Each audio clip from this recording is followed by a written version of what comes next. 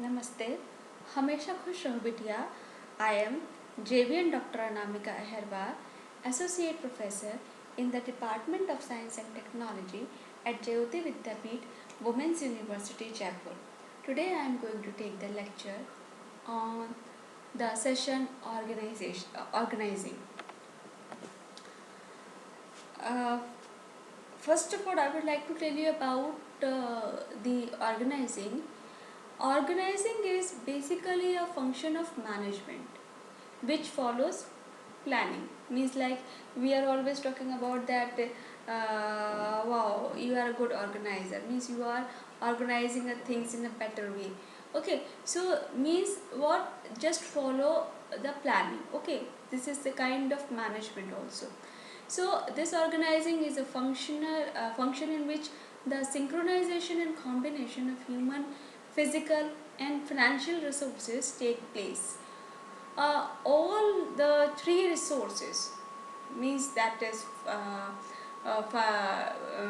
human, physical and financial. Okay, so these three resources are important to get the results. Therefore, you can say organizational function helps in achievement of results, which in fact is important for the functioning of a concern. Now, according to the Chester Bernard, organizing is a function by which the concern is able to define the role, positions, the job related and the coordination between authority and responsibility.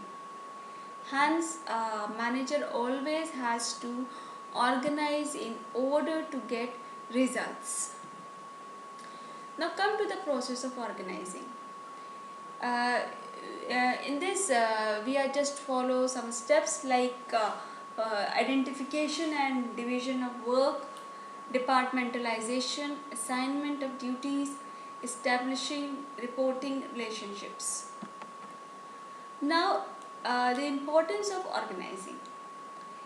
Uh, First is the benefits of specialization, clarity in working relationships, optimum utilization of resources, adaptation to change, effective administration, development of personnel, expansion and growth. Now next come to the functions. In this, a manager performs organizing function with the help of the following steps. First is the identification of activities. In this step, all the activities which have to be performed in a concern have to be identified first. For example, preparation of accounts, making sales record, keeping, quality control, inventories control, etc. So all these activities have to be grouped and classified into units. Second is the departmentally organizing the activities.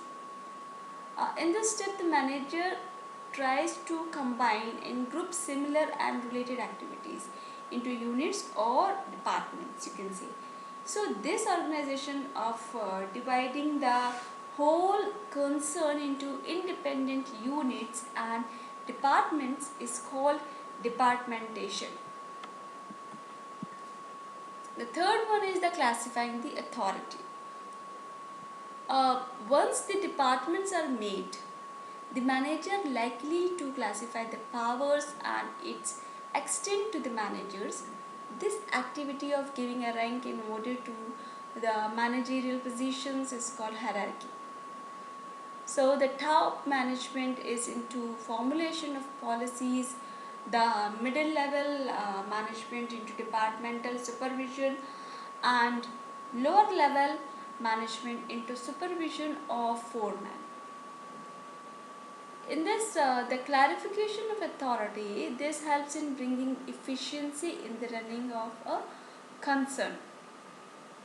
So this helps in achieving efficiency in the running of a concern, and this helps in avoiding wastage of time, money, effort, in avoidance of duplication or overlapping of efforts, and this helps in bringing smoothness in the concern's work. Uh, the next one is the coordination between authority and responsibilities. Relationships are established among various groups to enable smooth interaction toward the achievement of the organizational goal, and this individual is made aware of this of his authority, and he knows whom they have to take orders from, and to whom they are accountable, and to whom they have to report. So a clear organizational structure is drawn and all the employees are made aware of it. Thank you. This is all about today's session. This session powered by Digital Version 2.0, Jyoti Vidyapeeth Women's University Jaipur. Hope you are satisfied with my digital session. If you have any query, please mention in comment box. I will resolve it. Thank you.